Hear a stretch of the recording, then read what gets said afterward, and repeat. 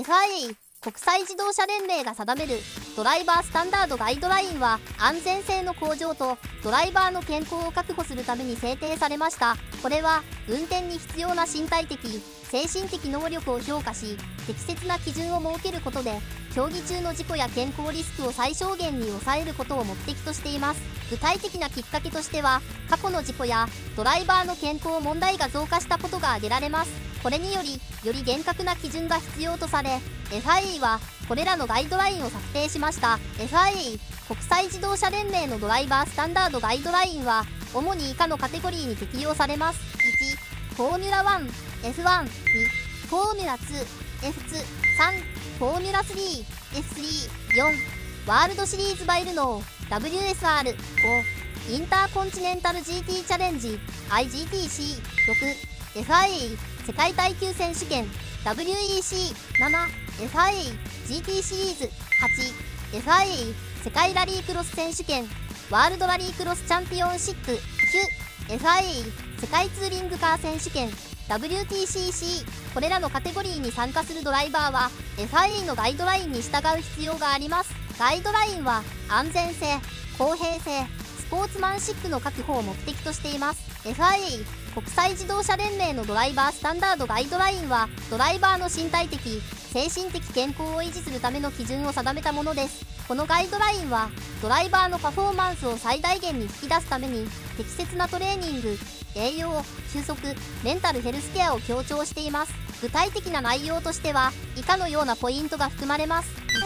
1、身体的健康。ドライバーは定期的な健康診断を受ける必要があり、特定の身体機能を視力、反射神経、耐久力などが基準を満たしていることが求められます。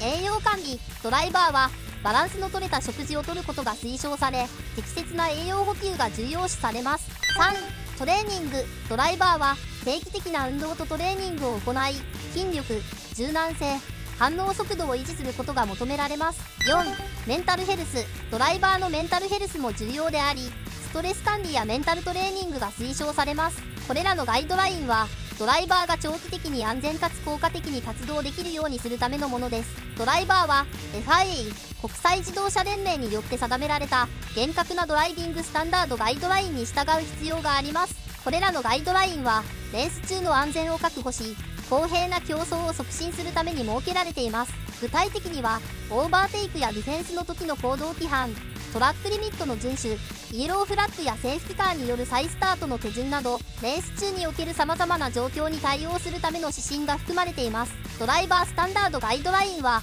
レース中のドライバーの行動を規定する重要なルールのセットです。以下に主なポイントをまとめました。1、ディフェンスとオーバーテイク。ドライバーは一度だけ進路を変更して防御することが許されています。オーバーテイクするときには前の車両に対して十分なスペースを確保する必要があります。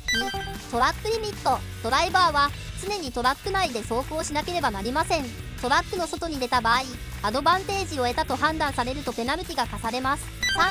3、イエローフラッグ。イエローフラッグが振られているセクションではドライバーは速度を落とし、追い越しを禁止されています。4、セーフティーカー。セーフティーカーが導入された時にはドライバーは指定された速度で走行し、セーフティーカーの後ろに整列します。再スタートの時にはセーフティーカーがピットに戻るまで追い越しは禁止されています。5、コーナーでの優先権。コーナーのエイペックスで前にいるドライバーがそのコーナーを走る権利を持ちます。これらのガイドラインは F1 だけでなく F3 などの下位カテゴリーのドライバーにも適用され、若手ドライバーのトレーニングにも利用されています。 FIA はドライバーからのフィードバックを受けてガイドラインを定期的に更新し、レースの公正性を保つために努めています。 FIA 国際自動車連盟は最近ドライビングスタンダードガイドラインにいくつかの重要な変更を加えました。これらの変更は特にオーバーテイクやディフェンスの行動規範、トラックリミットの遵守、そしてレース中のイエローフラッグやセーフティカーによる再スタートの手順に関連しています。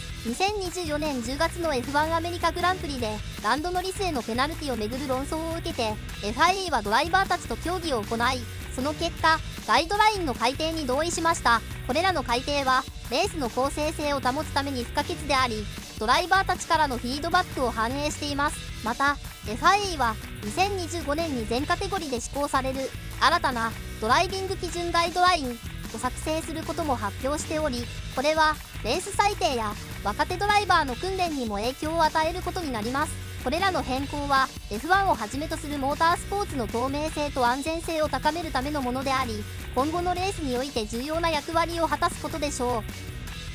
ご視聴ありがとうございました。チャンネル登録といいねボタン、そして解説してほしいテーマがあったらコメント欄に書き込んでください。動画で取り上げて解説していきます。